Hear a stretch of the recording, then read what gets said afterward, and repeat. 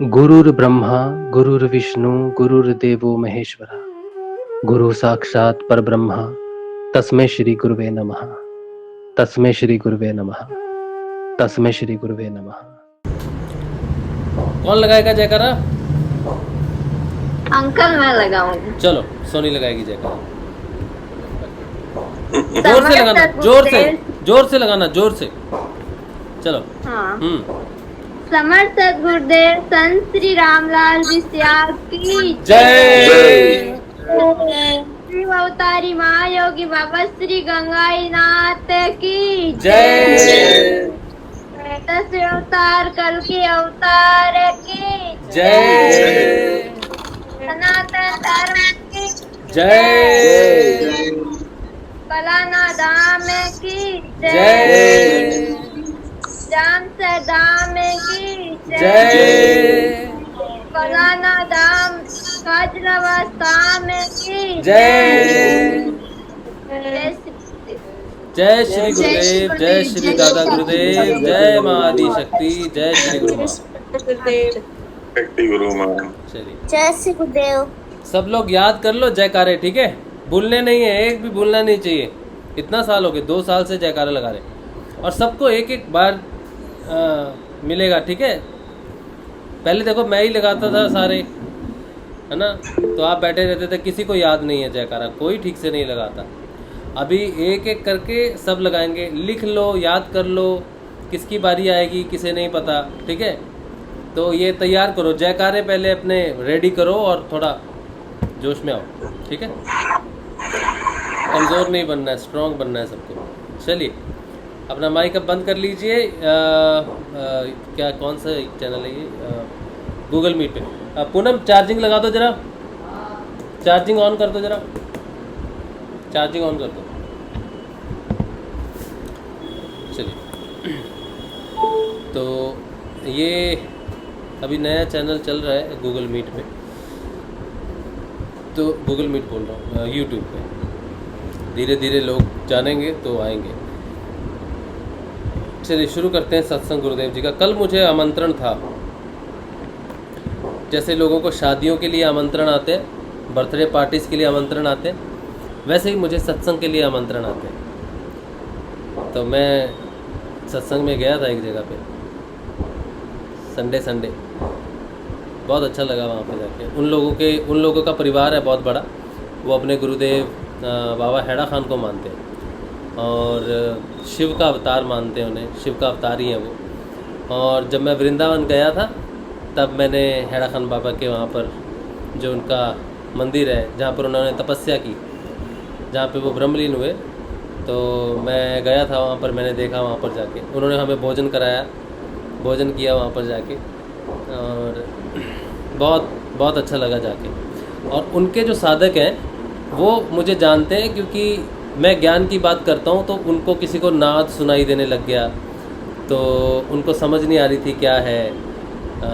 तो किसी प्रकार से वो वीडियो देखा उसने और उनकी वो समस्या सॉल्व हुई, तो उनको बड़ा अच्छा लगा। फिर कुछ और गुरुदेव के वीडियोस मैंने भेजे, गुरुदेव के दर्शन के बारे में बताया कि गुरुदेव संजीवनी मंत्र की दीक्षा देते हैं और कुंडलिनी जागृत होती है। और फिर उन्होंने, कई लोगों ने जानी उस चीज़ को, उनको सबको बताया गुरुदेव के बारे में।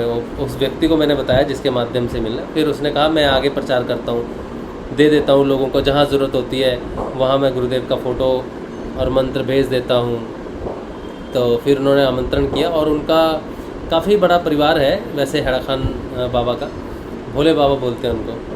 और ऐसे गूगल मीट पे जैसे हमारा इकट्ठे होते हैं, वहाँ भी 45-50 लोग इकट्ठे होते हैं और भजन करते हैं।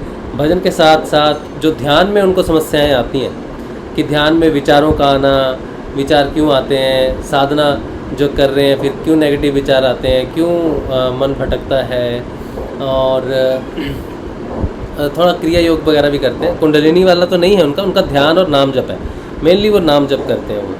तो नाम जप करते हैं और उनमें नाम जप से बदलाव आता है, और उनमें नाम जप से बदलाव आ भी रहा है। तो कल मुझे बुलाया था ध्यान के लिए बात करने के लिए, कल मुझे मौका नहीं मिला। इससे पहले उन्होंने मुझे एक बार बुलाया था, तब मैंने गुरुदेव के बारे में बताया उनको कि ये मेरे गुरुदेव हैं। यही बैकड्रॉप फ़ोटो यही रहती है कि ये मेरे गुरुदेव हैं, ये भोलेनाथ मेरे दादा गुरुदेव हैं। तो उनको गुरुदेव के बारे में बताया मैंने, और कल बुलाया था, कल बात नहीं हो पाई, बहुत लंबा चल गया सेशन, तो उनका अपना बहुत प्रोग्राम रहता है, तो मुझे ध्यान के बारे में, गुरुदेव के ध्यान के बारे में मौका नहीं मिला बात करने का। हो सकता है नेक्स्ट जाऊँ। लेकिन ये बहुत अच्छी बात है कि एक परिवार से दूसरे परिवार में जहाँ सत्संग हो रहा है, जहाँ बदलाव की बात हो रही है, वहाँ का आमंत्रण आना बहुत अच्छी बात है, बहुत अच्छा फील होता है। तो ये अच्छी चीज़ है, मैंने आपके साथ शेयर किया क्योंकि आप मेरे परिवार की तरह ही हो। तो बदलाव जो है वो फैल रहा है, और सब लोगों में जहाँ जहाँ बदलाव होता है उनको ज्ञान की ज़रूरत पड़ती है कि क्यों हो रहा है, क्या हो रहा है, क्यों कान से आवाज़ आने लग गई, परेशान हो जाते हैं, पता नहीं चलता ना। अध्यात्म में हम पहली बार आगे बढ़ रहे हैं, तो सबको ज़रूरत होती है मार्गदर्शन की।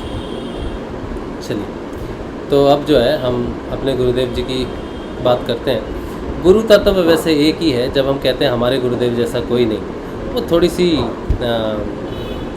ये हो जाती है कि इंडिविजुअलिटी क्रिएट हो जाती है। गुरु तत्व एक ही है, सब जगह वही परम पिता है। नहीं तो अगर वो सब जगह नहीं होता तो कोई दूसरा व्यक्ति किसी दूसरे गुरु का ध्यान कर रहा है, उसको नाद सुन रहा है, उसकी समस्या समाधान मेरे माध्यम से हो रही है, ठीक है, मेरे वीडियो के माध्यम से उसकी समस्या, तो वो तो किसी और गुरु का ध्यान कर रहा है, तो उसका समाधान मेरे गुरु के ज्ञान से कैसे हो रहा है, या मेरे गुरु के परिवार के सदस्य से कैसे हो रहा है?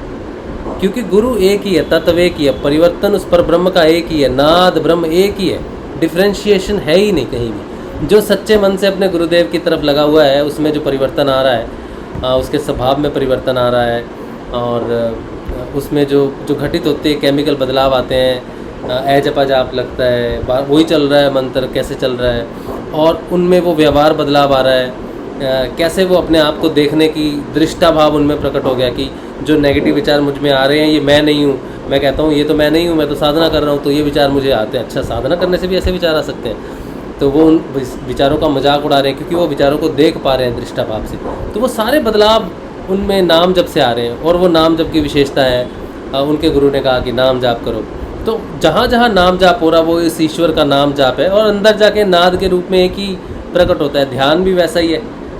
तो अंदर कोई भेद नहीं है, उस ईश्वर में, उस गुरु तत्व में कोई भेद नहीं है। जब तक हम बाहर के दृष्टिकोण से देखते हैं तब तक हम कहते हैं कि हाँ ये अलग गुरु हैं, वो अलग गुरु हैं, ये अलग ध्यान है, वो अलग ध्यान है। जैसे अभी गए हम वृंदावन गए थे, तो वहाँ पर इस्कॉन का टेम्पल में भी गए थे। इस्कॉन टेम्पल में जब हम गए तो वहाँ पर भी ध्यान कर रहे, वो माला लेके बैठे हैं, और कहाँ से विदेश से लोग आए हैं, बहुत विदेशी लोग वहाँ पर आते हैं, बहुत विदेशी लोग आते हैं। और वो हरे कृष्णा का उनका जो गुरुदेव है, जो चैतन्य महाप्रभु ने, अच्छा पहले इनका जो इस्कॉन टेम्पल है वहाँ पर जो प्रभुपाद जी हैं, वो जो नाम उनको दिया उन्होंने, वो सारे वही जपते हैं। और वहाँ प्रभुपाद जी, उनके गुरुदेव की तस्वीर है, राधे कृष्ण की, कृष्ण बलराम की, तुलसी माता की, सबकी है वहाँ पर तस्वीर। तो उनके आगे वो रास करते हैं, नाच करते हैं, आनंद में रहते हैं, नाम जप करते हैं, और दुनिया से बेखबर हैं, भौतिकता से दूर हैं, लेकिन यहाँ पर कनेक्टेड हैं। फिर जब हम मथुरा गए तो मथुरा में जो प्रभुपाद जी के गुरु हैं, चैतन्य महाप्रभु, उनका मंदिर है वहाँ पर। कृष्ण मंदिर मेन डोर से हम जब एंट्री करते हैं उससे पहले वहाँ पे उनकी फ़ोटो है, और वहाँ पर हमेशा नाम चलता है 24 घंटे। मथुरा में जो कृष्ण मंदिर है, कृष्ण जन्मभूमि का मंदिर, वहाँ चैतन्य महाप्रभु का जहाँ पर मूर्ति है, वहाँ पे 24 घंटे हरे कृष्णा हरे कृष्णा हरे कृष्णा हरे कृष्णा चलता है, 24 आवर्स। और लोग वहाँ भी नाम जाप करते हैं, तो वहाँ भी लोगों में बदलाव है। उसके बाद फिर जब हम वहाँ पर ओम टेम्पल गए थे, बाबा पागल बाबा का एक मंदिर है, वहाँ पर गए थे, वहाँ भी 24 आवर्स एक ही नाम चल रहा है, राधे कृष्ण हरे कृष्ण कृष्ण कृष्ण हरे। उनमें भी बदलाव आ रहा है वहाँ पर नाम जपने से। तो कृष्ण को पता नहीं कहाँ कहाँ जप रहे हैं लोग, इतना जगह पे जप रहे हैं, इतनी सब जगह वो परिवर्तन कर रहा है। और गुरुदेव ने एक जगह कहा था कि ये जो परिवर्तन आप में आ रहा है ना, ये कृष्ण के नाम से आ रहा है, कृष्ण है, और कृष्ण नहीं कर सकता तो कोई नहीं कर सकता। अबे फ़ोन उठा लो वहाँ से। तो अद्भुत चीज़ें देखी हमने वहाँ पर, और अलग अलग लोग देखे, लेकिन एक ही चीज़ देखी सब में कि सब ध्यानी हैं, सब ध्यान कर रहे हैं, सब नाम जप रहे हैं। नाम जप की इतनी अच्छी महिमा है, इतना प्यार है, इतना स्नेह है वहाँ पर, वो भेद नहीं करते कि कौन कहाँ से आया है। और जब हम कान्हा को लेके आ रहे थे, अभी हम कान्हा को लेने तो नहीं गए थे, हाँ, तो जब ये हमारे साथ ही आ गया कान्हा, तो क्या देखते हैं कि मैंने कहीं पे कुछ खाने का सामान ख़रीदा, जैसे एक फ्रूटी ख़रीदी तो अभय के लिए ख़रीदी, और एक कान्हा के लिए भी ख़रीदी, कान्हा भी पिएगा। तो मैंने जब पैसे दिए तो उन्होंने पैसे नहीं लिए, तो बोले आप अगर प्रभु के लिए पैसे दे सकते हो, कान्हा के लिए, हाँ, आप अगर बांके बिहारी जी के पैसे दे सकते हो तो हम ना लें, ऐसा नहीं हो सकता। बांके बिहारी जी के तुम दे सकते हो, हम नहीं लेंगे बांके बिहारी जी के लिए, वो तो उन्हीं का ही है सब कुछ।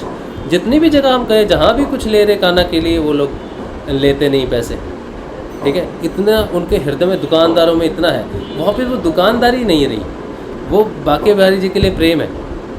किसी रिक्शे में उठ जाओ, वहाँ राधे राधे चलता है, इतना नाम है माँ का वहाँ पर, राधा माँ का। बिना माँ के तो वहाँ प्रवेश, जिसको माँ में भरोसा नहीं है ना, वो तो वृंदावन में प्रवेश ही नहीं पा सकता।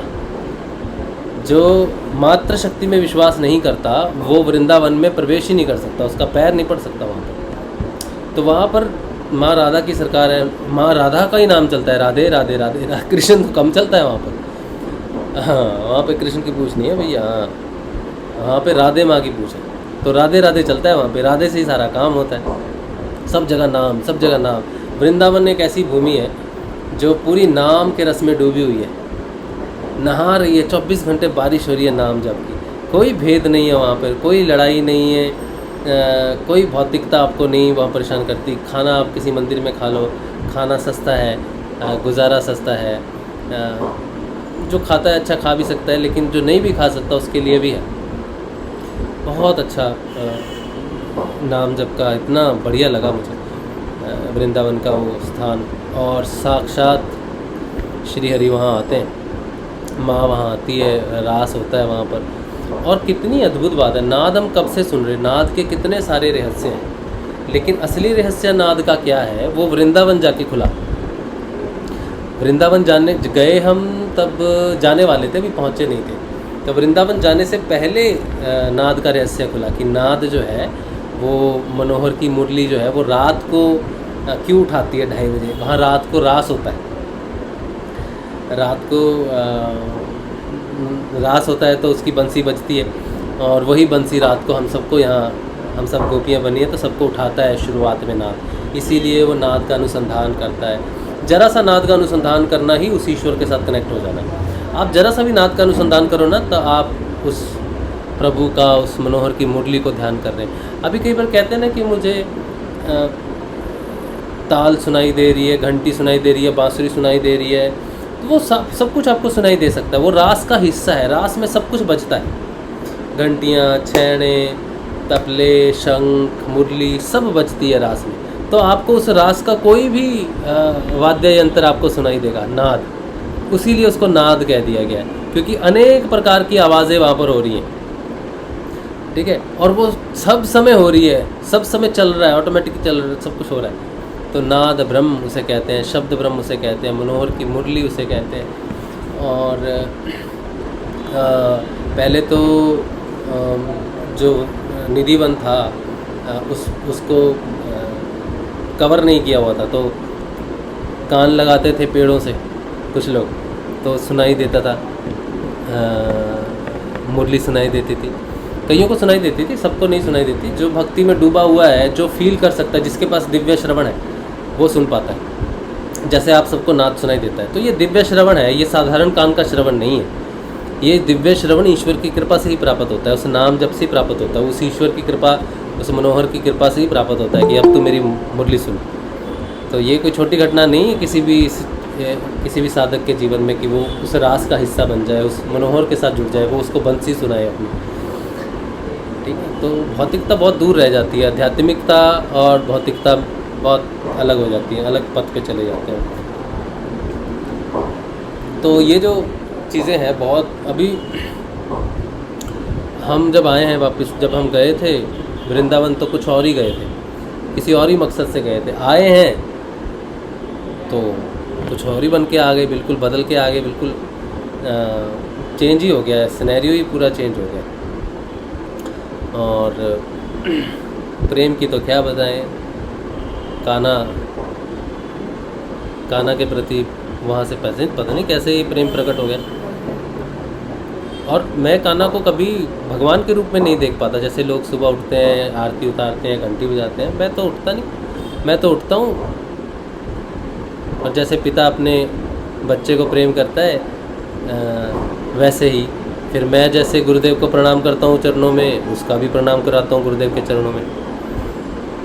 तो वो वैसे नहीं है, भगवान के रूप से नहीं है, या उसको भोग लगाया तब हम खाना खाएंगे, ऐसा भी नहीं है। मैं तो उसको एक ग्राही खिलाता हूँ, वही ग्राही मैं खाता हूँ। अगर मैं नहीं खाऊंगा तो उसका पेट भरने वाला नहीं। वो भाव रूप से मेरे हृदय में खा रहा है, मेरे अंदर बैठा है। तो मैं अगर उसको कुछ भी खिलाता हूँ, या मेरे घर में मैं पहले तो पूनम क्या करती थी, सिर्फ भोग लगा दिया, फिर वो मैं कहा ये तुम क्या कर रही हो, वो कोई ईश्वर थोड़ी है हमारे घर में, वो हमारा बेटा पुत्र बन के आया है। तो तुम अगर उसको कुछ खिला रही हो, ठीक है, उसका पेट तुम्हारा पेट है, ठीक है। वो तुम द्रौपदी को याद करो, कान्हा ने एक अनाज का दाना खाया था तो कैसे सबका पेट भर गया था, ठीक है। तो वो ईश्वर जो है, अगर उसको मानते हो बेटे के रूप में, तो तुम खाओ तब उसका पेट भरेगा। तुम उससे कनेक्ट हो जाओ कि तुम्हारा पेट भरा, तब समझना कि उसका पेट भरा। नहीं तो तुम्हें कैसे पता चलेगा उसने कितना खाना है, उसका पेट भरा कि नहीं भरा। जब तक तुम्हारी संतुष्टि नहीं होगी तब तक उसका पेट भरा है, तुम कैसे जानोगे कि ईश्वर ने खा लिया। तो तुम उसके साथ बैठो, उसके साथ बैठ के खाना खाओ। और जब तुम्हारा पेट भर गया, जब तुम्हें प्यास लगेगी तो पहले उसको पानी पिलाना। जब तुम्हें लगेगा कुछ तुमको ये खाना है, अलग सब्जी खानी, जैसे जैसे तुम्हारी इच्छा होगी खाने की, वैसे वैसे उसकी इच्छा को समझना, वैसे वैसे उसके साथ खाना, ठीक है। तो ये बदलाव कैसे आ गया, इतना बदलाव कैसे आ गया। और मैं अजीब चीज़ भी महसूस करता हूँ कि मैं कान्हा को पहले जैसे मैं गुरुदेव को प्रेम करता था, गुरुदेव से लिपट जाता था, अब मैं इससे लिपट जाता हूँ। और कई बार मेरे मुंह से निकलता है कि इसको मैं गुरुदेव ही बोल देता हूँ, अपने आप निकल जाता है मुंह से, कभी गुरुदेव बोल देता हूँ। और पहले जिस नाम से मैं गुरुदेव को बुलाता था, इनको बुलाता हूँ, महाराज को, ठीक है। तो ये सारा कैसे परिवर्तन आ गया, कैसे सूक्ष्म रूप में गुरुदेव साक्षात आ गए कान्हा के रूप में।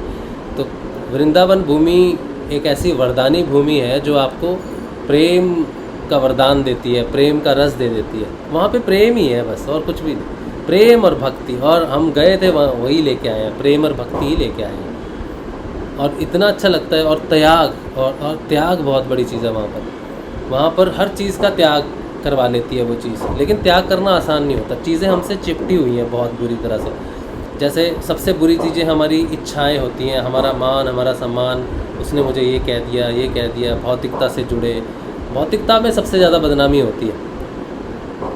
तो वो चीज़ें छीन लेते हैं, वो छीनते हैं तो ऐसा लगता है कि हमसे कोई भौतिकता छीन ले रहा है, लेकिन एक्चुअल में भौतिकता नहीं छीनता, वो हमसे हमारा लगाव छीन लेता है भौतिकता के प्रति। जिस चीज़ से हम सोचते हैं कि ओ मेरी बेइज्जती होगी, मेरी इंसल्ट हो गई, तो ये मान सम्मान किसी भौतिक वस्तु के छीन जाने से जब फील होता है, तो वो चीज़ छीननी ज़रूरी होती है।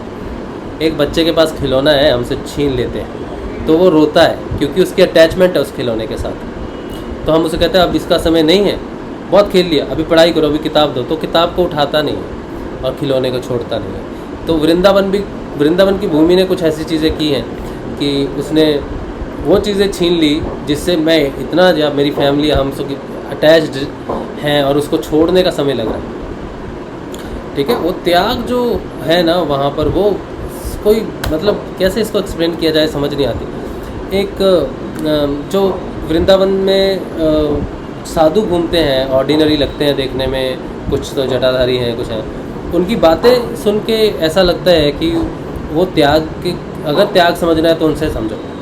वो तो इतने मतलब इतने ज्ञानी हैं, इतने ज्ञान तो जैसे उनके चरणों से बहा जा रहा है, बह रहा है ज्ञान, उनके चरणों से बह रहा है।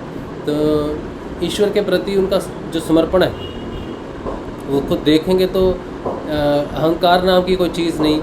कि अहंकार तब होता है जब लगाव हो जाता है अपने आप से, अपनी अवस्था से, अपनी प्रेजेंस से लगाव हो जाता है कि मैं हूँ, ठीक है। मेरे बारे में 4 लोग मुझे ये कहते हैं, या 4 लोग मुझे पसंद करते हैं, तारीफ़ करते हैं, या 4 लोग मेरी बुराई करते हैं।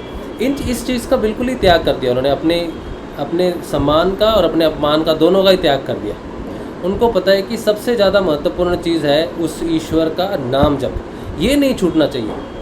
मान छूट जाएगा, छूट जाए, सम्मान छूट जाए, ईगो छूट जाए, सब कुछ चला जाए, लेकिन उस ईश्वर की भक्ति नहीं छूटनी चाहिए, उसका प्रेम नहीं छूटना चाहिए, उसका नाम किसी हालत में नहीं छूटना चाहिए। जीवन भी छूट जाए तो छूट जाए, तो मान सम्मान तो क्या चीज़ है। ये चीज़ वृंदावन के जो संत हैं वो सिखाते हैं। अभी मैं वापस आया हूँ तो मैंने देख रहा हूँ कि भौतिकता को, लगाव को इस तरह से अलग किया जा रहा है, इस तरह से तोड़ा जा रहा है कि दिमाग का दही हो गया। वो कहते हैं ना, वो दही बनाते हैं ना, दही से मक्खन बनाते हैं ना, तो ये घड़ा है, इसके अंदर वो मक्खन बन रहा है पूरा। एक तरफ भौतिकता की रस्सी है, एक तरफ आध्यात्मिकता की रस्सी है, एक तरफ मान की रस्सी, एक तरफ अपमान की रस्सी, एक तरफ मैं, एक तरफ तू, एक तरफ दोस्त, एक तरफ दुश्मन, एक तरफ परिवार, एक तरफ संसार। ये सारी ये पूरा दही हो गया दिमाग का। बदलाव बिल्कुल आसान नहीं है, बहुत मुश्किल है, बहुत ज़्यादा मुश्किल है, बहुत बहुत ज़्यादा मुश्किल है। इतना मुश्किल है कि ज्ञान भी घुटने टेक देता है। समझना मुश्किल है इसका। कृष्ण ऐसा तत्व है जो प्योर कर देता है, पूरा क्लीन कर देता है, आपको पूरा अच्छे से साफ कर देता है। प्योर, एब्सोल्युटली प्योर, विशुद्ध, एब्सोल्युटली विशुद्ध, और डिटैच कर देता है हर चीज़ से, भौतिकता में रखते हुए डिटैच कर देता है। लेकिन डिटैचमेंट का मतलब, जब हम डिटैच होते हैं ना, डिटैच होने से जब हम फील करते हैं ना कि यार सोचो मेरे पास बैग है, तो वो बैग है, किसी भौतिकता का कोई बैग है, वो उसको छीनता है तो हम नहीं करते, नहीं। लेकिन जब वो उतर जाता है ना, तब बहुत हल्का फील होता है, बिल्कुल एब्सोल्युटली फ्री। ऐसा लगता है कि हाँ ये बोझ था। लेकिन उस बैग को जब तक वो छीन के उतारता है ना, उस तरफ प्राण निकलने वाले होते हैं। ऐसा लगता है जैसे कोई हमारी स्किन को चीर रहा है। जैसे अगर कोई कहे अपनी स्किन नोच के निकालो, तो हम निकाल नहीं पाएंगे, ऑब्वियसली बहुत दर्द होगा। इसी तरह से भौतिकता में जो चीज़ें हमें चिमटी हुई है ना, खास करके ये अपना स्टेटस रखना या अपने आप को सही सिद्ध करना या सही साबित करना, ये एक ऐसी चमड़ी है जो उतरती नहीं। जब हम कोशों की बात करते हैं कि हमारी 7 शरीर हैं, तो अब पता चल रहा है कि 7 शरीर एक्चुअल में होते क्या हैं। समझ लो हमारे ऊपर 7 स्किन्स हैं और हमें एक स्किन को नोचना है, तो एक स्किन को अगर हमें पूरा नोचना होगा तो कितना दर्द होगा। इस तरह की 7 लेयर्स अगर हमारे ऊपर हो तो सोचो कितना मुश्किल है। अगर समझने के तौर पे समझा जाए कि कोशों की यात्रा है क्या, तो ये रिपिन हो रही है आपकी, और वो ऐसे चिपकी हुई हैं चीज़ें। वो ऐसा है कि जैसे मैं कहूँ ये मेरी चमड़ी है, अब ये चमड़ी छिल जाए अगर किसी प्रकार से, तो 10 दिन बाद यहाँ नई चमड़ी आ जाएगी। तो जो चमड़ी छिल गई, वो डेड सेल्स भी होते हैं ना, कई बार डेड सेल्स निकलते हैं, वो कभी चमड़ी थी, वो अभी डेड सेल होके निकल गई, चली गई, तो वो कभी मेरी चमड़ी थी, अब डेड सेल होगी, वो छोड़ दिया, तो वो अब मेरी चमड़ी नहीं रही, मेरे साथ नहीं रही। ठीक है, तो यही है वो चीज़ें जो है ना, वो डेड होनी शुरू हो जाती हैं। उनको डेड होना ज़रूरी है। वो अटैचमेंट्स जो हैं असल में मूल रूप में वो डेड ही हैं, वो सिर्फ चिपकी हुई हैं किसी प्रकार से। तो वो परिवर्तन जो है ना, वो जो नाम जब से आता है, वृंदावन जाना कोई इच्छा नहीं है, ये घटना है। या आप गुरुदेव की समाधि पे जाते हो तो वो इच्छा नहीं है, वो घटना है। बाबा की समाधि पे जाते हो, जामसर जाते हो, काजलवास जाते हो, तो वो एक घटना है, इच्छा नहीं है। वो कुछ उतारना चाहते हैं, कुछ डिटैच करना चाहते हैं, और वहाँ पर जाएंगे तो वहाँ का एनवायरनमेंट है, कर तो वो घर में भी सकते हैं, लेकिन उस साधक में बड़ी कृपा है जिसको वो अपने पास अपने उस एरिया में लेके आते हैं। कृष्ण कहाँ नहीं है बोलो, सब जगह है ना, लेकिन फिर वृंदावन में ऐसा क्या खास है? वृंदावन में ऐसा क्या खास है? कृष्ण तो हर जगह है, हर जगह सुप्रामेंटल फोर्स हर जगह है, हर जगह उसे प्राप्त किया जा सकता है। जब हम तर्क करते हैं कि बीच में तर्क चलता था कि आपको कहीं जाने की ज़रूरत नहीं है, घर बैठ के तपस्या करो, पलाना जाने की ज़रूरत नहीं है, जामसर या फिर काजलवास जाने की ज़रूरत नहीं है, तो वो तो सब जगह है, घटघट का वासी है, सब कुछ यहीं पे मिल जाएगा, है ना, घटघट का वासी। लेकिन फ़ाइल जमा करने जाना पड़ेगा, फ़ाइल जमा करने जाना पड़ेगा जामसर। जितने पेशेंट ठीक हुए हैं उनको फ़ाइल दे के आनी पड़ेगी, क्योंकि वो वहीं रहता है जामसर में। वैसे वो घटघट का वासी है, लेकिन फ़ाइल जमा देनी है तो जामसर ही देनी पड़ेगी। इसी तरह से इसी तरह से पलाना में भी है, इसी तरह से काजलवास में भी है, इसी तरह से तीर्थ धाम में भी है, इसी तरह से वृंदावन में भी है। आप अपने घर में एक जगह मंदिर बनाते हो, एक कोने में एक मंदिर बनाते हो। सोचो आपने गुरुदेव जी का मंदिर बनाया एक जगह पे, तो आप अगरबत्ती दूसरी दीवारों पे तो करोगे नहीं, वहीं करोगे ना जहाँ पर गुरुदेव का मंदिर है। गुरुदेव तो हर जगह है, दीवार में भी है, रसोई में भी है, बाथरूम में भी है, बालकनी में भी है, छत पे भी है, सब जगह आपके घर में गुरुदेव ही गुरुदेव है। लेकिन जब आपको उनकी आरती उतारनी है या उनकी पूजा करनी है तो कहाँ करोगे जाकर? एक विशेष जगह पे जाके करते हो, बैठ के करते हो, तो जगह विशेष होती है। एक बार पहले भी किसी ने ये प्रश्न पूछा था किसी गुरु भाई ने, फिर उन्होंने मुझसे बात करनी भी बंद कर दी थी। नाम तो मैं नहीं लूँगा, व्यक्तिगत नाम नहीं लेना चाहिए। तो उन्होंने कहा था कि गुरुदेव तो सब जगह है, तो वहाँ पर क्या खास है, उनके घर में ऐसी क्या खास बात है। तब मैंने कुछ बात बोली थी जिससे वो नाराज़ हो गए थे। तो जगह विशेष में बहुत अंतर पड़ता है, बहुत अंतर पड़ता है। जागृत होती हैं चीज़ें।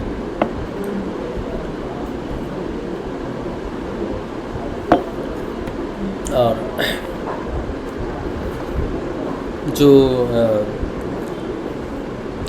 जो बदलाव है जिसकी हम बात कर रहे हैं, वो आता तो सब जगह, सोते हुए भी बदलाव आता है।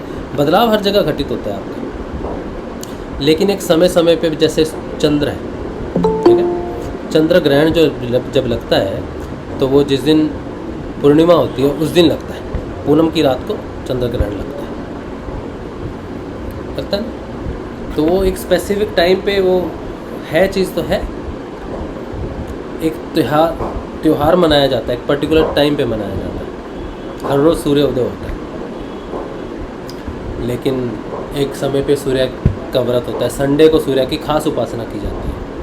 शनिवार को सूर्य उपासना नहीं करते, संडे को ही व्रत करते हैं। शनिवार को करते हैं, मंगलवार को करते हैं, सोमवार का, इस तरह से सब दिन करते हैं।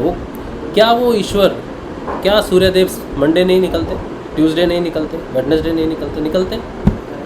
तो संडे को ही क्यों व्रत रखा जाता है उनका? संडे को ही क्यों विशेष दिया जाता है कि संडे को अलग चमकते हैं अलग से श्रृंगार वगैरह करके आते हैं या अलग दिखते हैं? उस दिन चकोर दिखते हैं, बाकी दिन गोल दिखते हैं, उस दिन चकोर दिखते हैं। ऐसा भी नहीं है, कोई फ़र्क नहीं पड़ता। या अलग रश्मियाँ निकलती हैं संडे को, ऐसा भी नहीं है। जैसा मंडे को उनका होता है वैसे ही वो संडे को, जो कृपा वो संडे को करते हैं मंडे को भी कर सकते हैं। लेकिन फिर भी संडे को उनका दिवस मान के उनको समर्पित करके माना जाता है। तो भक्ति में भी जब हम बाहर में उपासना करते हैं, किसी को बाहर में पूज्य करते हैं, पूज्य मानते हैं, तो जगह विशेष का बहुत महत्व रहता है। इसीलिए हर जगह जाने से आपका परिवर्तन घटित होता है, उस जगह विशेष में, उस सराउंडिंग में परिवर्तन होता है। जैसे अक्षरधाम मंदिर है, मैं तो गया था सिर्फ सोच के कि एक सजावट के लिए है, मुझे तो पता नहीं था कि वो स्वामी नारायण जी का मंदिर है, मुझे इसका बिल्कुल भी ज्ञान नहीं था। अक्षरधाम मंदिर कोई एक प्लेस है जहाँ पर लोग घूमने जाते हैं, एक ब्यूटिफिकेशन है, उसको नाम दे दिया अक्षरधाम, बस। राम जी का मंदिर है शायद, ये थोड़ा सा मेरे को था, लेकिन मुझे पता नहीं था कि वो किस तरह से है, वो कौन सी शिक्षा है, क्या वहाँ पर है। उसके मंदिर परिषद के बाहर ही सारे अवगुण मेरे बाहर आ गए। और जब मैं मंदिर तक पहुँचा, मूर्ति तक पहुँचा, और जब हमने उनका अभिषेक किया, पहले तो अभिषेक करने में भी दिमाग में लड़ाई हुई बहुत ज़्यादा कि मैं कैसे अभिषेक करूँ, मैं तो अपने गुरुदेव का अभिषेक करूँगा, स्वामी नारायण जी का कैसे। द्वैतवाद ने पकड़ लिया मुझे। उस समय द्वैत की सिट्टी बिट्टी गुल हो गई, ज्ञान गया चावल लेने। तो ये तो गुरुदेव नहीं है, ये तो अलग भगवान है, ये सारी चीज़ों का युद्ध चला। फिर उनके मंदिर के बाहर में खड़ा होकर मैंने अपने आप को ही देखा, मैंने कहा मैं क्या सोच रहा हूँ, मैं क्या कर रहा हूँ, ये कैसे हो सकता है, अलग चीज़ है, कैसे है। मुझे तो शिक्षा लेनी है। अगर मैं किसी के पास जाता हूँ, रास्ते में मुझे कोई शिक्षा देता है तो मुझे शिक्षा लेनी चाहिए। तो स्वामी नारायण जी के पास कोई तो शिक्षा होगी मुझे देने के लिए कि मैं अपने गुरु का अनुसरण और बेहतर तरीके से कैसे करूँ, मैं अपने गुरुदेव को और कैसे अच्छे से और समझूं, ये वो बता सकते हैं मुझे, क्योंकि वो प्योर हैं। तो जब इनका अभिषेक करेंगे ना तो उनके गुणों को समझ पाएंगे, उनके गुण समझ में आएंगे। अच्छा, सुजल कह रहे हैं संडे पंचांग में सबसे बड़ा दिन होता है। चलो संडे को हो सकता है, तो मंडे में ऐसी क्या खासियत होती है जो मंडे के व्रत होते हैं? मंडे में भी तो कोई खासियत होती होगी ना। और ट्यूसडे का भी तो व्रत रखते हैं हनुमान जी का, तो ट्यूसडे में भी खासियत होती होगी। कलर देखो, जो कलर के हिसाब से आप बोल रहे हो ना कि हाँ ट्यूसडे लाल कलर है, गणेश जी की पूजा होती है, हनुमान जी की होती है, माँ काली की होती है, ठीक है, सोमवार को शिव जी की होती है। मेरा कहने का अर्थ समझो, मैं वो नहीं कह रहा हूँ, मेरा कहने का अर्थ है कि जो दिन है, पर्टिकुलर दिन है, वो स्पेसिफिक पूजा के लिए हम रखते हैं। सूर्य की पूजा तो हम रोज़ भी करते हैं ना, सुबह जल चढ़ाते हैं सूर्य को। जो लोग डेली पूजा करते हैं सूर्य की, वो सुबह तो रोज़ ही जल चढ़ाते हैं, और सुबह भी सूर्य पूजा करते हैं, शाम को भी करते हैं। वो संडे या मंडे नहीं देखते। जब मैं सूर्य की आराधना करता था, व्रत मैंने जब किया अलग, लेकिन मैं सूर्य की आराधना वैसे ही करता था रेगुलर। मैंने काफ़ी साल तक सूर्य की आराधना की है, तो मैंने संडे नहीं देखा, मंडे नहीं देखा। मैंने मंडे को भी सुबह उठ के उसी समय सूर्य देव को चढ़ाया जल, और शाम को भी ऐसे ही। तो मेरा वैसे ही चलता था, मैंने कभी भेद नहीं किया। कहने का अर्थ ये है, एक पर्टिकुलर, मेरा कहने का ये अर्थ है कि ईश्वर सब जगह है, हर रूप में है, लेकिन एक पर्टिकुलर जगह पे उसका प्रभाव ज़्यादा होता है। जैसे संडे में आपने कहा कि संडे को दिन लंबा होता है बाकी दिनों से, तो वही बात मैं कह रहा हूँ कि किसी एक दिन कुछ प्रभाव होता होगा जिसकी वजह से हम जाते हैं। जैसे वृंदावन, कृष्ण सब जगह है, लेकिन वृंदावन ही क्यों जाते हैं? क्योंकि वृंदावन में उसका प्रभाव ज़्यादा है, वो धारण करने लायक है। वही मैं अक्षरधाम में कह रहा हूँ कि अक्षरधाम में मैं गया तो स्वामी नारायण तो सब जगह है, उनकी शिक्षा तो सब जगह है, लेकिन उनके मंदिर में जाने से वो घटना कैसे घटी? हम जब रविवार को व्रत करते हैं तो रविवार को ही व्रत करना क्यों अच्छा है? हाँ, टेक्निकली कुछ तो होगा उसमें, कोई तो चीज़ होगी, लेकिन साधारण रूप से मैं देखता हूँ जैसे सूर्य चमक रहा है वैसे ही चमक रहा है। जो रश्मियाँ संडे को निकलती हैं वही मंडे को निकलती हैं, वही इससे निकलती हैं। लेकिन फिर भी संडे फिक्स किया गया है, सूर्य के लिए फिक्स किया गया है, मंडे फिक्स किया गया है, शिव के लिए किया गया है, ट्यूसडे हनुमान जी के लिए, गणेश जी के लिए, काली जी के लिए, फ्राइडे कोई तो होगा, शक्ति जैसे थर्सडे है, शक्ति का उस दिन माँ की भी उपासना होती है, गुरु की भी होती है, थर्सडे को गुरु की भी होती है। तो पर्टिकुलर दिन पे कुछ तो प्रभाव है जो उसकी पूजा करने से मिलता है, वरना नॉर्मली हमें सारी चीज़ें एक जैसी ही दिखती हैं। कहने का अर्थ मेरा वही है कि पर्टिकुलर दिन पे जब करते हैं उस दिन कुछ रिसीव करने की क्षमता होती है, या उस समय उसकी विंडोज़ खुली है, या कुछ है, कुछ तो है। इसीलिए जगह स्पेस है। जब आप जामसर जाके ध्यान करते हो, या फिर पलाना जाके ध्यान करते हो, या फिर आप काजलवास जाके ध्यान करते हो, तो विशेष ध्यान है वहाँ पर। क्या यहाँ पर बैठ के हमारा ध्यान नहीं लगता? लगता है। काजलवास में लगता है तो विशेष रूप से लगता है, पलाना में विशेष रूप से लगता है, जामसर धाम में विशेष रूप से लगता है। कृष्ण को फील करना है तो वृंदावन में विशेष रूप से फील कर सकते हो। साधु संत, पूरी नगरी नाम जप से भरी हुई है, नाम जप ही नाम जप घूम रहा है आपके सब सामने। आप बाजार में चले जाओ, कृष्ण वहाँ भी है, लेकिन सब नाम तो नहीं जप रहे। लेकिन इस्कॉन टेम्पल में चले जाओ तो उसका नाम जपा जा रहा है। एक वातावरण ही भक्ति का है, प्रेम का है। तो मैं जगह की बात कर रहा हूँ कि बदलाव, कहीं जाने से बदलाव आता है। हम जब वृंदावन गए तो वहाँ से बदलाव लेके आए। मैं वही कहना चाह रहा हूँ कि एक सत्संग से जब मैं दूसरे सत्संग में गया तो वहाँ से मैं बदलाव लेके आया। मूल तो वही बात हो रही है ना, ठीक है। अच्छा, तो कहने का अर्थ यही है कि जब आप नाम जप रहे हो ना, तो जगह विशेष में जहाँ जहाँ ऊर्जा है वो आपको आकर्षित करती है। आप गुरुदेव की वाणी सुनना, एक जगह पे गुरुदेव आपको कहेंगे, ध्यान के बारे में बताएंगे आपको कि ध्यान क्या है, वो एक वीडियो है जो मिलेगा आपको, उसमें गुरुदेव कहते हैं कि गुरुत्वाकर्षण ही ध्यान है। ध्यान की डेफिनेशन गुरुदेव ने दी है कि गुरुत्वाकर्षण ही ध्यान है। अब गुरुत्वाकर्षण ही ध्यान है, इसको आप थोड़ा एलैबोरेट करो, इसको थोड़ा खोलो कि गुरुदेव ने ये क्या बात कह दी, कि गुरुदेव ने क्या कह दिया। अब इसको समझो, क्या गुरु तत्व आकर्षण, गुरुत्वाकर्षण, गुरु तत्व का आकर्षण। तो गुरुदेव कह रहे हैं कि गुरु तत्व का आकर्षण ही ध्यान है। मतलब अगर गुरु तत्व आपको अपनी तरफ खींचे, गुरु तत्व कहाँ है, असेंड करता है ना गुरु तत्व, गुरु कहते हैं मुझे यहाँ देखो, ठीक है, यहाँ से यहाँ डिसेंड कर गया, तो यहाँ कौन है, एक गुरु तत्व यहाँ से आया है, जो निर्गुण निराकार का जो तत्व है वही तत्व गुरु के शरीर में आता है, ठीक है। यहाँ पे गुरु का ध्यान करते तो वो गुरु तत्व बन जाता है। तो गुरुदेव कहते हैं कि तुम जब मंत्र जपोगे ना तो यहाँ स्ट्रोक लगेगा, यहाँ स्ट्रोक लगेगा, तो गुरु तत्व का आकर्षण है, खींचता है वो ऊपर हमें, वो ध्यान की तरफ हमें अग्रसर करता है।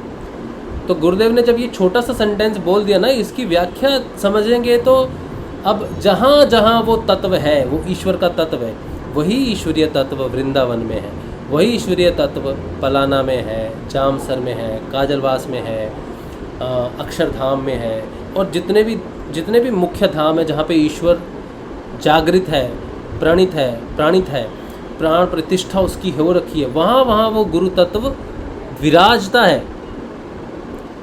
अब बहुत सारे मंदिर हैं शिव के, शिवलिंग है, लेकिन लोग जाते हैं रामेश्वरम, लोग जाते हैं केदारनाथ, हाँ, और बद्रीनाथ, वहाँ जाते हैं, और जहाँ जहाँ भोलेनाथ के ज्योतिर्लिंग है वहाँ पर जाते हैं, काशी जाते हैं, ये सब जगह जाते हैं। क्यों जाते हैं? क्योंकि वो गुरु तत्व, वो स्वयंभू, वो विराजता है वहाँ पर स्वयं, जैसे हिमालय पे विराजता है, उत्तर में हिमालय है, वहाँ पे कहते हैं ना भोलेनाथ रहता है वहाँ पर। वैसे ही जब रावण लेके गया, जब उसने कहा कि आप चलो लंका में निवास करो, बोला था, आपने सुना होगा। तो रावण जब वो शिवलिंग लेके गया था तो शिव ने कहा मैं इस ज्योत जहाँ तुमने इसे रख दिया, मैं वहीं प्राण प्रतिष्ठित हो जाऊँगा, वहीं स्थापित हो जाऊँगा। तो वो लेके गए तो गणेश जी ने वो रखवा दिया, लंका तक नहीं पहुँचने दिया, तो वो वहीं विराजमान हो गए। तो वो भोलेनाथ अगर लंका पहुँच जाते तो लंका तो अविजयी हो जाती, उसमें तो विजय ही नहीं पा सकता था, राम तो हरा ही नहीं सकते थे फिर, क्योंकि भोलेनाथ को कैसे हराते, अपने आराध्या को कैसे हराते।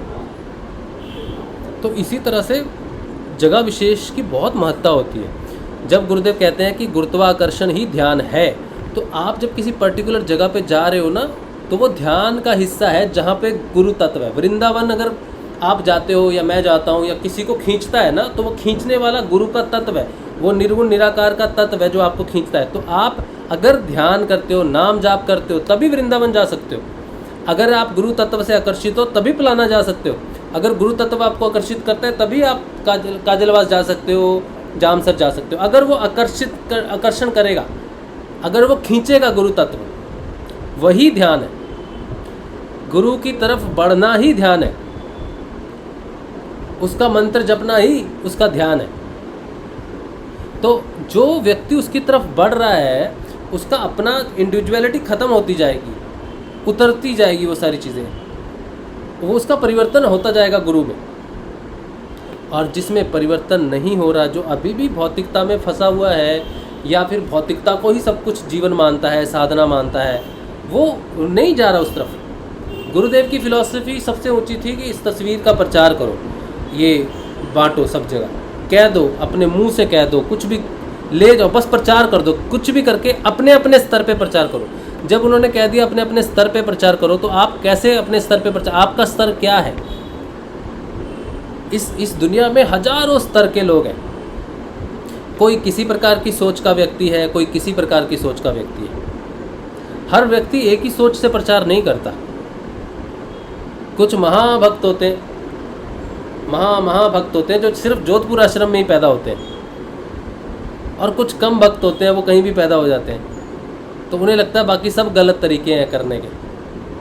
तो गुरुदेव ने कहा अपने अपने स्तर पे करो। सबका स्तर अलग है, स्थितियाँ अलग हैं, मानसिकता अलग है, प्रेम करने का तरीका अलग है।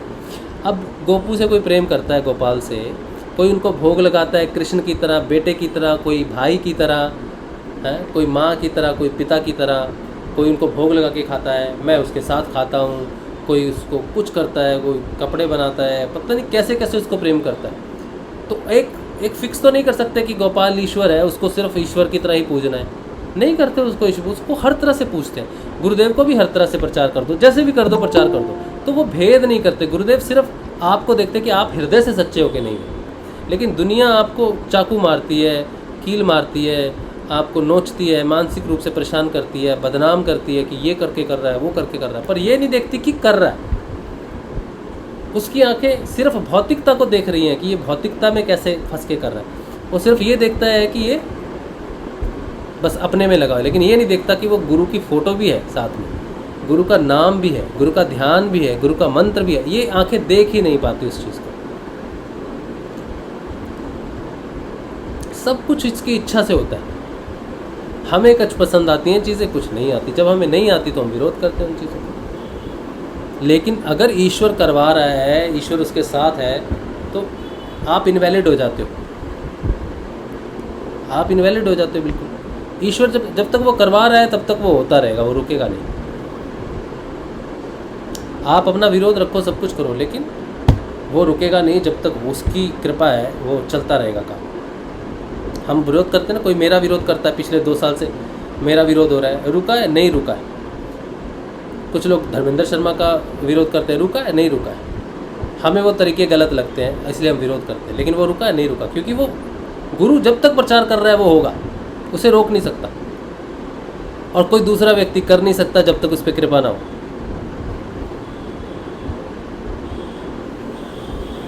तो हम अपनी बात जरूर रख सकते हैं, लेकिन फाइनल डिसीजन उस पे ही छोड़ देना चाहिए, उस गुरु पे ही छोड़ देना चाहिए। तो परिवर्तन हमारे अंदर है, डिटैचमेंट हमारे अंदर आती है। हम अपनी भौतिकता से बहुत ज़्यादा जुड़ जाते हैं, और वही समस्या करती है एक दूसरे को समझने के लिए।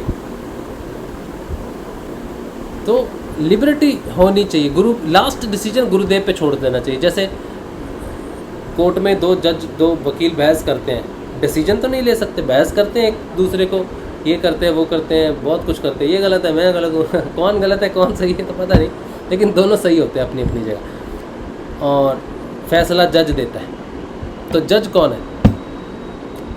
कोई व्यक्ति विशेष नहीं है। इसलिए किसी व्यक्ति विशेष को किसी व्यक्ति के प्रति डिक्लेरेशन नहीं दे देना चाहिए। जैसे मेरे को डिक्लेयर कर दिया था कि मैं तांत्रिक हूँ, अभी दूसरी डिक्लेरेशन आ रही है कि मैं पैसे ले रहा हूँ लोगों से, मैं गुरुदेव के मंत्र को बेच रहा हूँ, मैं खुद बोल रहा हूँ। ये डिक्लेरेशंस है कि आपने डिक्लेयर कर दिया कि ये ऐसा है। वो हर रोज़ नहीं आती एक डिक्लेरेशन कि ये गलत, ये ज्ञान गुरुदेव का नहीं है, ये तथाकथित ज्ञान है। तो लोग अपनी अपनी डिक्लेरेशंस देते रहते हैं, हम भी देते हैं। हमारे ऊपर कोई डिक्लेयर करता है, हम उसके ऊपर डिक्लेयर करते हैं, ये लड़ाइयाँ चलती रहती हैं। लेकिन मूल बात, ये सारी चीज़ें मिट्टी में ही मिल जानी चाहिए। अगर आपके अंदर वो है, वो तत्व है, उसका आकर्षण है, तो आपका योग उसकी तरफ होगा, और इन सारी चीज़ों का साक्षात्कार करते हुए सारी चीज़ें उतर जाएंगी एक दिन। कुछ भी नहीं बचना, कुछ भी नहीं बचना। बचेगा तो उसका नाम, वो तत्व बचेगा बस। अगर आप उसकी तरफ किसी भी तरह से बढ़ रहे हो, कैसे भी करके बढ़ रहे हो, बस आपकी दिशा उसकी तरफ है, तो वो आपको ले लेगा। आप कुछ गलत भी कर रहे हो, या आपसे कुछ गलत हो रहा है, आपको पता है नहीं पता है, जो भी है, वो उस चीज़ को हटाएगा। ये उसकी जिम्मेदारी है। बस आपका मुख गुरुदेव की तरफ होना चाहिए, भौतिकता की तरफ नहीं होना चाहिए। तो किसका मुँह भौतिकता की तरफ है, किसका किसकी तरफ है, उसका डिसीजन हम नहीं ले सकते, क्योंकि हम उसके अंदर नहीं बैठे, हम नहीं जानते कि वो कैसा, किस भाव से कर रहे हैं। तो उसकी दिशा अगर गुरुदेव की तरफ है, जब तक दिशा गुरुदेव की तरफ है, कोई ताकत उसको नहीं रोक सकती। जिस दिन उसकी दिशा पलटी, उस दिन वो कटना शुरू हो जाएगा, धीरे धीरे धीरे धीरे टूटना शुरू हो जाएगा। एक साथ तो नहीं होगा, धीरे धीरे टूटेगा और टूटता टूटता टूटता बिल्कुल उसी तरफ ही हो जाएगा जिस तरफ वो जा रहा था। इसीलिए दिशा गुरुदेव की होनी चाहिए। और जहाँ भी आप जाओ, जैसे एक गुरु बहन ने मुझसे पूछा था कि आप स्वामी नारायण मंदिर गए हो तो वहाँ की तारीफ़ कर रहे हो, तो मेरी दिशा गुरुदेव की है, गुरु तत्व की ही दिशा है। बाकी सारी चीज़ें हेल्प करती है हमें उठने में, ठीक है। वृंदावन हेल्प करता है, पलाना हेल्प करता है, जामसर, काजलवास या कोई भी तीर्थ धाम है वो हमारी हेल्प करता है हमें असेंड करने के लिए, ईश्वरीय शक्ति की तरफ असेंड करता है। लेकिन किसी पर्टिकुलर देवी देवता की तरफ मुड़ जाना ये भटकाव है, लेकिन उसके गुणों को धारण करना भटकाव नहीं है। उसके गुणों को धारण करके आप अपने गुरु के गुरु तत्व को, ईश्वर को ज़्यादा अच्छी तरह से समझ सकते हो समदृष्टि के भाव से। तो हर जगह विशेषताएं हैं, मेरा पूरा जो मूल कहने का बात है, हर जगह विशेषताएं हैं। संडे को अगर संडे पूजा हो रही है तो संडे की कोई विशेषता होगी, इसलिए हो रहा है। अगर कोई पलाना जा रहा है तो उसको पलाना जाने से रोकना नहीं चाहिए, पलाना की कोई विशेषता है, जामसर की विशेषता है, अक्षरधाम की विशेषता है, वृंदावन की है, जगन्नाथपुरी की है, द्वारकाधीश की है, केदारनाथ की है, बद्रीनाथ की, इनकी विशेषताएं हैं, इसलिए लोग जा रहे हैं। उसमें बदलाव आता है। गुरुदेव ध्यान अवस्था में केदारनाथ की बात करते हैं, द्वारिका की बात करते हैं कि मैं उसके पास गया ध्यान अवस्था में, मैंने दंडवत प्रणाम, वो उनकी बात बताते हैं जो उस समय कुछ ऑफिशियल थे कि ध्यान में कैसे वो कहते थे कि कुछ मांगते थे गुरुदेव प्रसाद के रूप में, वो ख़त्म हो जाता था तो फिर गुरुदेव को वो कहते थे, मुझे भगा देता था, 2 दिन से ज़्यादा रुकने नहीं देता था। फिर एक दिन मैं बैठ ही गया कि देना है तो दे, तो वो कहता है यहाँ तो मैं ग्वाला था, तू जो मांगता है वो द्वारिका में बैठा है, वो द्वारिका जगतपति है, तो वहाँ से ले। तो गुरुदेव कहते हैं तुझे देना है तो दे, वहाँ भी तू यहाँ भी दे, क्यों लारे लगाता है, क्यों भटका रहा है। तो फिर उसने कहा ठीक है, आज से तू जहाँ जाएगा मैं तेरे साथ रहूँगा। तो वो गुरुदेव जब बात बताते हैं तो गुरुदेव तो घर में बैठ के भी वो चीज़ हासिल कर सकते थे, तो उनको द्वारिका जाने की या केदारनाथ जाने की क्यों उन्होंने बात कही।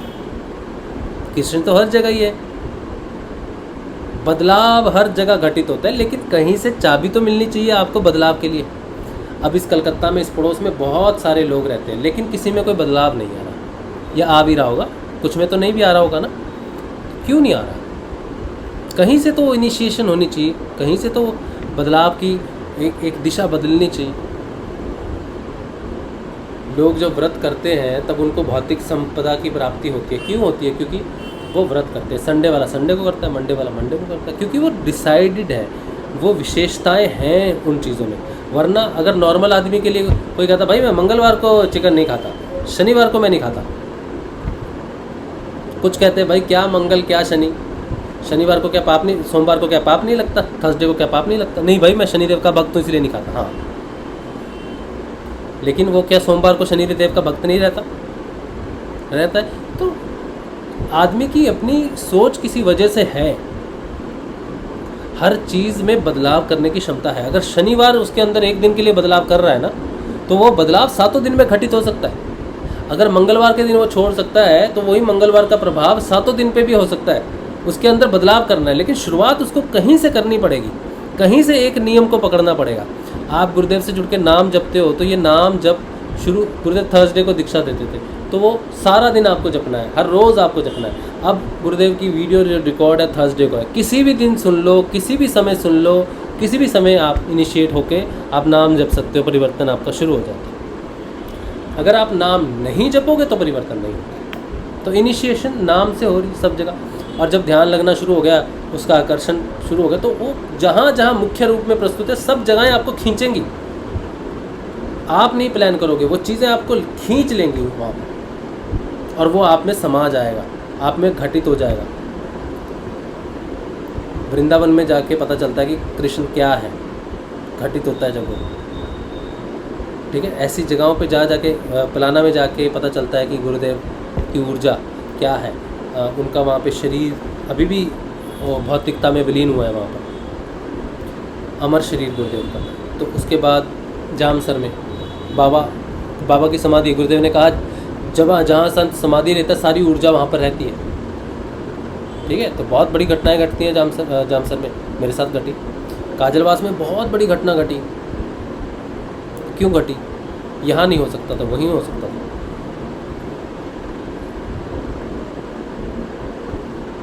तो जब आपका ध्यान घटित होता है, तो ध्यान घटित होने का मतलब ये नहीं कि मैं बैठा हूँ और मैंने कुछ दिया। ध्यान का मतलब है परिवर्तन। आपके अंदर परिवर्तन हो रहा है। ध्यान अगर लग रहा है तो परिवर्तन हो रहा है।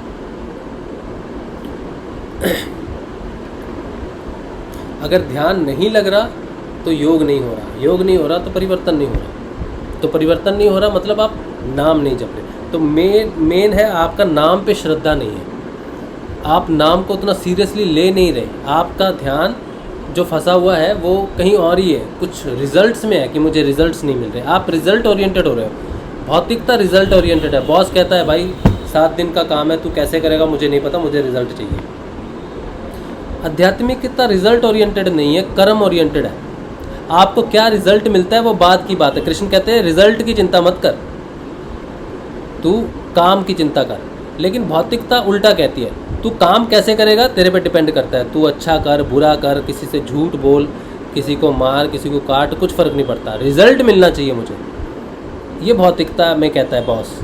लेकिन आध्यात्मिकता में हमारा जो बॉस है वो कहता है कि रिजल्ट की परवाह मत कर, तू काम कैसे कर रहा है उसकी चिंता कर। तो होगी ना उल्टी दोनों चीज़ें, भौतिकता और आध्यात्मिकता दोनों अलग होगी। तो अगर आप भौतिकता लेके आध्यात्मिकता में आओगे कि मेरे को ध्यान नहीं लग रहा या मुझे वो नहीं दिख रहा, मेरा परिवर्तन नहीं घटित हो रहा, तो आप नाम पे ध्यान नहीं दे रहे। आप अपने हृदय पे हाथ रखो, पूछो कि आप नाम जप कर रहे हो कि नहीं कर रहे हो। आपको खुद ही जवाब मिल जाएगा आप कर रहे हो, किसी से पूछने की ज़रूरत ही नहीं है। आप अपने आप से झूठ नहीं बोल सकते। आप कहोगे हाँ मैं ठीक से नाम नहीं जप कर पाता, मेरे से हो नहीं रहा ठीक से। आपको पता ही चल जाएगा, खुद ही जवाब मिल जाएगा। और यही कारण है सारी समस्याओं का। कोई व्यक्ति आपको क्या बता देगा आपका ध्यान नहीं लगता? किसी में है, किसी की औकात है नहीं। आपका ध्यान क्यों नहीं लगता? आप नाम नहीं जपते। आप में परिवर्तन नहीं आता, आप नाम नहीं जपते, बस ये सच है। और जब परिवर्तन आएगा तब इससे भी बड़ी आंधी आएगी। ऐसी आंधी आएगी, ऐसा तूफान आएगा कि जैसे मैंने कहा ना, वो दिमाग में रस्साकस्सी हो जाएगी, हृदय में रस्साकस्सी हो जाएगी, पूरे शरीर में, आत्मा में, सब जगह रस्साकस्सी हो जाएगी। क्योंकि वो मंथन होगा, सागर मंथन होगा। एक तरफ आध्यात्मिकता, एक तरफ भौतिकता। आध्यात्मिकता, भौतिकता। आध्यात्मिकता क्या देगी? अमृत। भौतिकता क्या देगी? विष। वो विष निकलेगा। आध्यात्मिकता की रस्सी खींचेंगे ना तो विष निकलेगा, भौतिकता की खींचेंगे तो अमृत निकलेगा। क्यों? क्योंकि आध्यात्मिकता क्या निकालेगी आपके अंदर से? अवगुण निकालेगी। और भौतिकता क्या खींचेगी वापस कि नहीं तू इधर आ, देख सुख है, अमृत इधर है, वो झूठा अमृत इधर है। तो पहले दुख निकलेगा, तकलीफ निकलेगी, सीधा अमृत नहीं निकलेगा। पहले अवगुण निकलेंगे सारी। हम समाधिस्थ नहीं हो रहे। क्यों नहीं हो रहे? क्योंकि समाधिस्थ होने के लिए अवगुणों का निकलना पूर्ण रूप से हो जाना चाहिए। जब तक हमारे अंदर अवगुण बाकी है तब तक वो गहरा ध्यान घटित नहीं होगा। ये अब समझ में आ रहा है। अभी भी अटैचमेंट्स है, और कोई मेरी बेइज्जती कर रहा है तो मुझे फील हो रहा है, कोई मेरा अपमान कर रहा है, मुझे झूठा बदनाम कर रहा है। मैं जानता हूँ कि वो मेरे को नहीं जानता, वो मेरा विरोधी है या मुझे बदनाम कर रहा है। आज से नहीं कर रहा, हर मुद्दे पे करता है, आज भी करता है। तो फिर भी क्यों इफेक्ट होता है? थोड़ी देर के लिए मैं क्यों सोचता हूँ? उसको क्लैरिफिकेशन देने की ज़रूरत ही नहीं है। वो अगर 4 लोगों को, 10 लोगों को, 1000 लोगों को बोलता है और 1000 के 1000 लोग उसकी बात पे विश्वास कर देते हैं, तो वो 1000 लोगों को चले जाना चाहिए। उन 1000 लोगों को क्लैरिफिकेशन देने की ज़रूरत नहीं है। जो किसी की बात सुन के चला जाए वो चला जाए, उसकी ज़रूरत नहीं। जिसका अपना डिसीजन नहीं है, अपनी दृष्टि नहीं है, वो किसी दूसरे की बात सुन के चला जाए तो उसका जाना अच्छा है, चाहे कोई भी ना बचे। जो सच्चा होगा, मित्र होगा आपका, वो रुक जाएगा, वो आपको जानेगा, आपको जानता है, आपको सुनता है और ये देख रहा है कि आप क्या कर रहे हो, वो रुक जाएगा। उसको बताने की ज़रूरत ही नहीं, क्लैरिफिकेशन देने की ज़रूरत ही नहीं पड़ेगी आपको। लेकिन हम अपनी ईगो में बंध जाते हैं कि लोग मेरे बारे में क्या सोचेंगे, क्या करेंगे, क्या नहीं करेंगे। तेरा गुरु तेरे साथ है, सारी दुनिया विरोध में भी आ जाएगी ना, तभी ये तुझे भूखा मरने नहीं देगा। छिन जाएगा सब कुछ, छिन जाएगा तो छिन जाएगा, कोई दिक्कत नहीं। लेकिन वो मैं जानता हूँ वो भूखा सोने नहीं देगा। तो उस पे विश्वास रखना ज़रूरी। जब तक पूर्ण रूप से वही वो नहीं हो जाता तब तक समाधि घटित नहीं हो सकती। तब तक ध्यान लग गया, गहरा ध्यान लग गया, ये ज्ञान प्राप्त हो गया, उसकी समझ आ गई, ये सारी चीज़ें अच्छी हैं। लेकिन अगर उसका मूल समाधि घटित नहीं होती तो क्या मिला हमें करके? कुछ भी नहीं मिला। हमने 6 सीढ़ियाँ चढ़ ली, 7वीं नहीं चढ़ सके। और रावण की बात सुनते थे ना, कहते थे उसने सीढ़ियाँ बना ली है, 7वीं सीढ़ी नहीं बन रही उसकी। वो 7वीं सीढ़ी कौन सी थी? कौन सी थी पता है? हम बचपन में जब जाते थे ना, जिस दिन ये होता था, क्या बोलते हैं इसको, दशहरा, उस दिन कहते थे रावण के ना सर की लकड़ी लाना, उसमें बहुत दिमाग था। रावण 6 सीढ़ियाँ चढ़ गया, 7वीं नहीं चढ़ सका था। अगर 7वीं चढ़ जाता तो अमर हो जाता, उसको फिर कोई मार नहीं सकते। लेकिन वो 7वीं सीढ़ी है कौन सी नहीं पता था मुझे। आपको पता है कौन सी है 7वीं सीढ़ी? क्या भाई, आज चिप्स खा रहे हो हैं? तो मक्खन खाते हो, चिप्स कहाँ से खा रहे हो?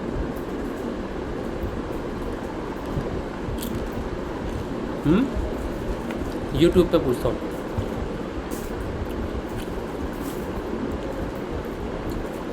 हाँ, सूरज भाई बोल रहे कि वृंदावन का वीडियो बनाकर डालना है। आधा बन गया है भाई, आधा बन चुका है। लेकिन अभी क्या है ना, वो चैनल मेरा बंद हो गया। तो मैंने अभी आप सबकी कृपा से, आपने जो दिया था धनराशि, सबने दिया मिलकर, तो मैंने एक ड्राइव खरीदी 2 टेराबाइट। अब मैं वीडियो डाउनलोड कर रहा हूँ। तो अब वीडियो डाउनलोड, कौन सा वीडियो डाउनलोड हुआ है, कौन सा नहीं हुआ है, फिर प्ले लिस्ट डाउन कर रहा हूँ, कभी कुछ कर रहा हूँ, मतलब बहुत कन्फ्यूज़न हो गया। कभी कभी मन करता है कि क्यों डाउनलोड करना, जो चला गया सो चला गया, फिर से बनाएंगे नए। फिर कहता हूँ कि नहीं, वो परिवर्तन है, शुरू का वीडियो एक परिवर्तन है, आज का एक परिवर्तन है, तो एक परिवर्तन की यात्रा है, उसे बचाओ। फिर मन आता है कि गुरुदेव ने नहीं बचाया तो मैं क्यों बचाऊँ, पता नहीं क्या क्या दिमाग में चलता है। फिर फाइनली मैं कहता हूँ नहीं, अभी ड्राइव ले ली है तो उतार लेते हैं। शायद भविष्य में इंटरनेट ना रहे या सब ध्वंस हो जाएगा, वो डाटा ख़त्म हो जाएगा, तब ये ड्राइव रहेगी। गुरुदेव ने अगर बंद नहीं करवाते, ये सारा डाटा इस ड्राइव में नहीं डालते, तो ये सेविंग नहीं होती। हो सकता है आने वाले भविष्य में ये इंटरनेट, ये सब ना रहे, लोगों को ना मिले, तब ये ड्राइव काम आएगी बाद में अपलोड करने के लिए। तो पता नहीं दिमाग में क्या क्या चलता है, क्या क्या रीज़न, एक्सप्लेनेशंस चलती रहती है। तो मैं आउट ऑफ माइंड हो गया हूँ। मैंने कहा ना, मेरे दिमाग में इस समय दही जम रहा है, लस्सी बन रही है, मक्खन बन रहा है, कुछ नहीं समझ पा रहा मैं इस समय। तो इसीलिए मैंने आधा बनाया हुआ वीडियो। मैं कहाँ तक पहुँच गया हूँ?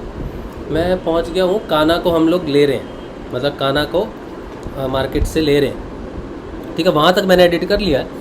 उसके बाद फिर वृंदावन से ओम मंदिर है बन रहा है भाई, मैं बनाऊँगा जरूर।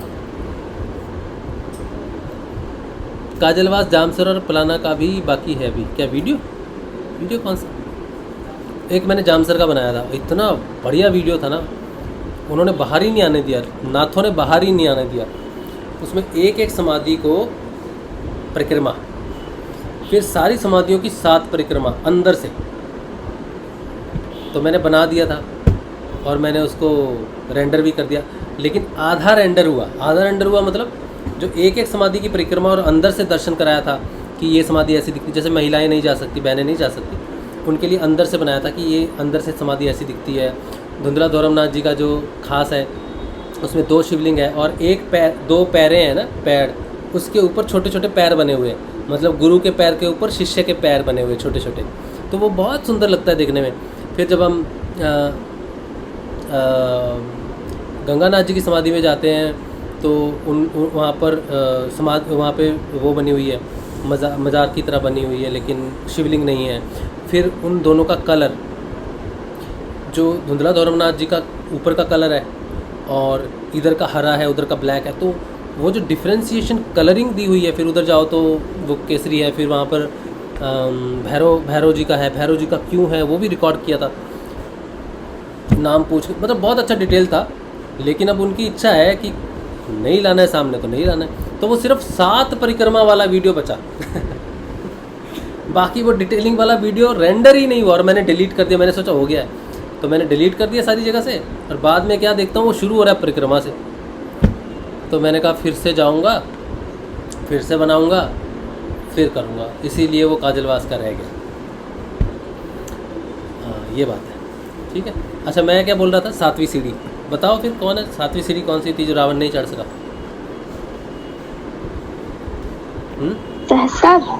सहस्रार क्या? सहस्रार सीढ़ी है पक्का? ज्ञान की सीढ़ी तो वही है।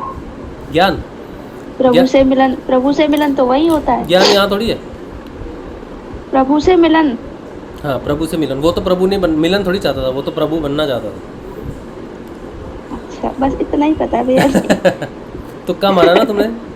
तुक्का मारा है, हाँ, ज्ञान नहीं है, तुक्का मारा है। 7वीं सीढ़ी। चलो तुक्का तो मारा तुक्का मारने लायक तो हो गए हम लोग है ना। पहले तो पता ही नहीं था वो 7 सीढ़ियाँ कौन से 7 आकाश, पहले तो पता ही नहीं था 7 ऋषि सप्तऋषि क्या है, ये सब तो पता ही नहीं था। अभी एटलीस्ट हम तुक्का तो मार सकते हैं, सत्संग का कुछ तो परिवर्तन होगा।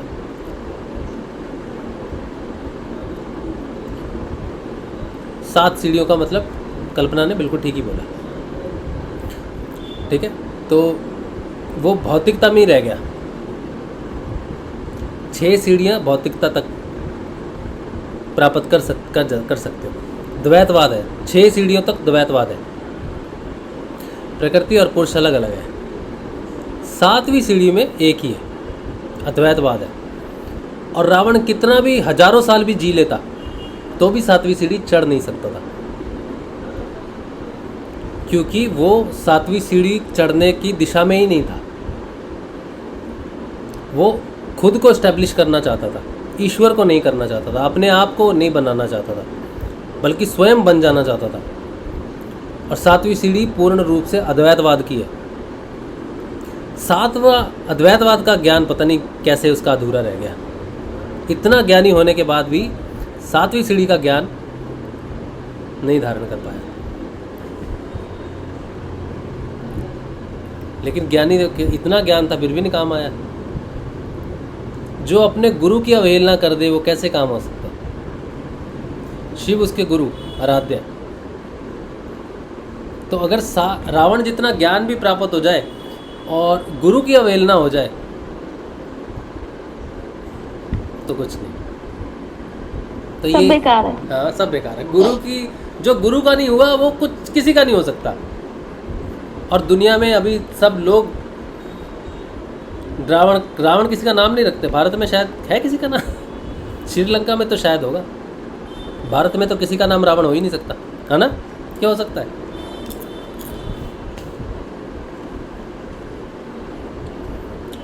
तो ये बात है।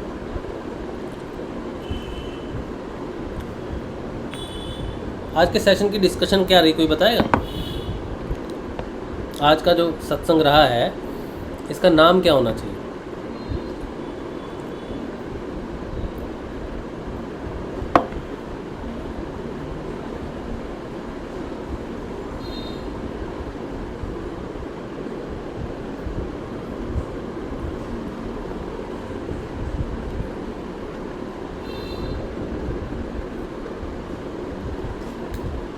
हाँ क्या बोला? किसने बोला कुछ?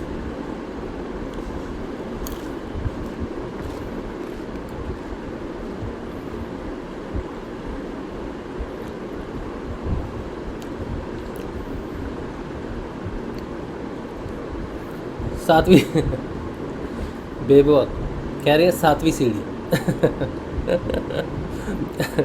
7वीं सीढ़ी कैसे हो? 7वीं सीढ़ी तो हम बस ऐसे ही वो पूरा सेशन पूरा सत्संग देख लेंगे, कहाँ 7वीं सीढ़ी की बात हो रही है, लास्ट तक पहुँचेंगे, बोलेंगे ले ये तो रावण की बात हुई।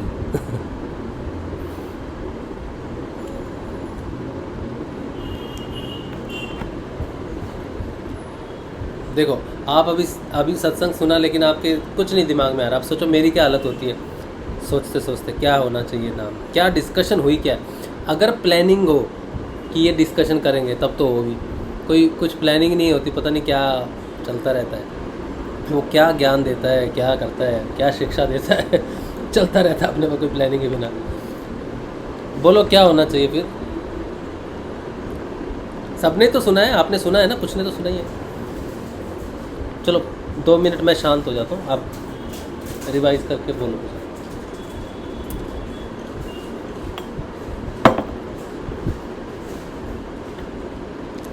तब तक मैं कान्हा के चिप्स खा ले रहा हूँ, आज कान्हा चिप्स खा रहा हूँ।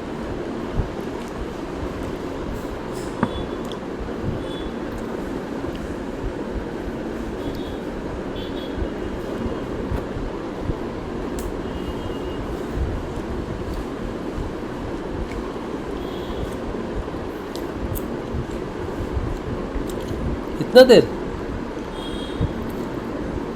भैया जी जो पहले बोल रहे थे ना आप कि हर जगह की अलग अलग भूमिका होती है, उसमें से कुछ निकालो, क्योंकि मैंने पूरा नहीं सुना, मेरा बार बार नेट जा रहा था भैया जी। आप सेशन मत रिवाइज, आपने सिर्फ एक बोलना है कि ये जैसे इन्होंने बोला ना 7वीं सीढ़ी, आप रिवाइज अच्छा। करो, आप रिवाइज करके बोलो कि क्या होना चाहिए ना। अब पूरा डिटेल नहीं समझ आ रहा था ना, बीच बीच में नेट जा रहा था। हाँ वो प्रॉब्लम हो जाती है। जा फिर तो सेशन तो समझ में चल नहीं रहा आया, है। फिर क्या फायदा सत्संग का? हाँ। जब आधा चला गया, उड़ गया, हवा में उड़ गया। आपको कुछ तो मिला होगा, कुछ तो सत्संग से आज पाया होगा।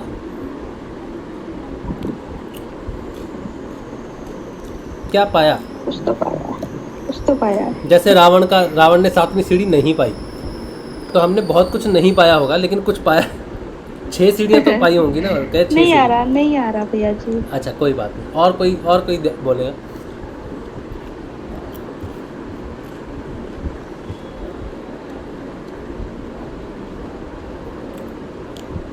हाँ सुजल क्या बना भाई आज? कहाँ है सुजल? सुजल लॉग आउट हो गया।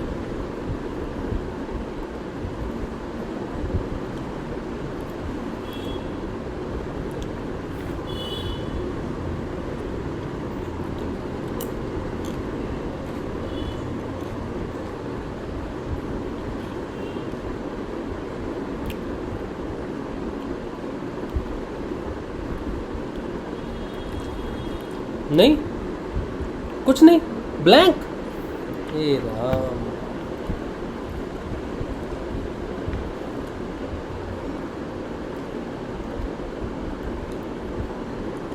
इतनी देर?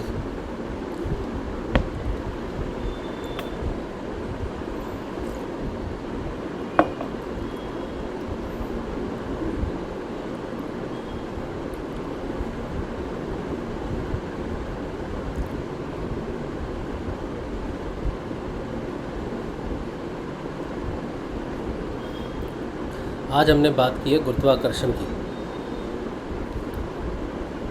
गुरुत्वाकर्षण ही ध्यान है। जब आपके अंदर ध्यान प्रकट होने लगता है, गुरुत्वाकर्षण प्रकट होने लगता है, तो आप ध्यान का मतलब है खींचना, आकर्षण, तत्व की तरफ आकर्षण। उसका तत्व जहाँ जहाँ है, जैसे हमने जगह विशेष की बात की, पलाना की बात की, जामसर की बात की, वृंदावन की, केदारनाथ की, या जगहों में प्राण प्रतिष्ठा की बात की, वो सारी जगह पे एक ईश्वर का तत्व है जो लोगों को अपनी तरफ आकर्षित करता है। कोई 4 धाम की तरफ जाता है, कोई अपने आराध्या के मंदिर की तरफ जाता है, कोई सोमवार का व्रत करता है, कोई सैटरडे का करता है। वो सारे के सारे आकर्षण हैं जो हमारे अंदर प्रकट होते हैं। तो वो सारे आकर्षण उस आराध्या की तरफ मुख होना है, उसका ध्यान उसकी तरफ, किसी का ध्यान करना है। जैसे मैं यहाँ बैठा सोचूं कि यार मेरा वो दोस्त इस समय क्या कर रहा होगा, तो मेरा इस समय उसका ध्यान उस तरफ जा रहा है, तो मेरे को खींचने वाला वो तत्व, उस तत्व का आकर्षण, वो ईश्वर का आकर्षण। तो हमें कौन खींच रहा है, हमें ध्यान क्या है हमारा ध्यान? गुरुदेव कहते हैं गुरुत्वाकर्षण ही ध्यान है, उसका आकर्षण ही, उसका ध्यान करना है। अगर वो आकर्षण है, वो तत्व आपको अलग अलग जगहों पे खींच रहा है, तो वो सारी जगह पे एक ही तत्व है, इसीलिए आप अलग अलग जगह पे जाके होते हो। आप अपने आप को बांध देते हो कि उधर नहीं जाना, उधर क्या है, कुछ नहीं है, उधर क्या है, कुछ नहीं है। आप ईश्वर की सत्ता को नकार देते हो, आप अपने ध्यान को, आप अपने आकर्षण को नकार देते हो। तो हमने आज बात की कि ये जो हमारा खिंचाव है ना, वो गुरु तत्व की तरफ है। आप यहाँ सत्संग किस लिए आते हो करने? आपको कौन आकर्षित करता है इस तरफ? ना तो मैं कोई जोकर हूँ कि मैं नाच दिखाऊंगा या डांस से दिखाऊंगा, इसलिए तो नहीं आप आते। गुरु की बात सुनने आते। तो आपको कौन आकर्षित करता है? गुरु तत्व का आकर्षण है। ये बैठे सत्संग में ये ध्यान है। जब कहीं कथा होती है, लोग वहाँ कथा सुनने क्यों आते हैं? क्योंकि वो तत्व आकर्षित करता है उनको। तो कहीं जाना, जगह विशेष पे जाना, आपका खींचाव होना, वो आपके ध्यान की घटना है। फिर वहाँ पे जाने के बाद वो परिवर्तन घटित होना आपका ध्यान का मूल रिजल्ट रूप है। आपने क्या कर्म किया, आप आकर्षित हुए, उस तरफ गए, कर्म है, उससे घटित हुआ आपका परिवर्तन। फिर वो रस्सा कस्सी हुई, उससे क्या निकला? आपके अवगुण बाहर निकले। मैं कह रहा हूँ, मैं अक्षरधाम गया, मेरे अवगुण बाहर निकले, मैंने उनको देखा। मैं वृंदावन गया, मेरा प्रेम और भक्ति प्रकट हुआ। ठीक है, तो पहले स्वामी नारायण ने मेरे अंदर की अवगुणता को बाहर किया, मुझे शुद्ध किया, मुझे साफ किया, ताकि मैं उस प्रेम और भक्ति को धारण कर सकूं। ठीक है, तो वो घटनाएं घटती घटती तो हुआ क्या? वो एक ध्यान का एक परिवर्तन की घटना है। तो वो कौन खींच रहा है मुझे?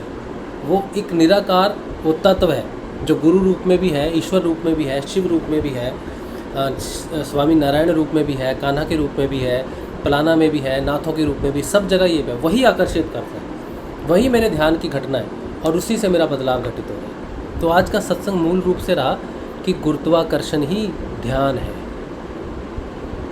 और यही ध्यान, यही आकर्षण, यही गुरु तत्व परिवर्तन का मूल है।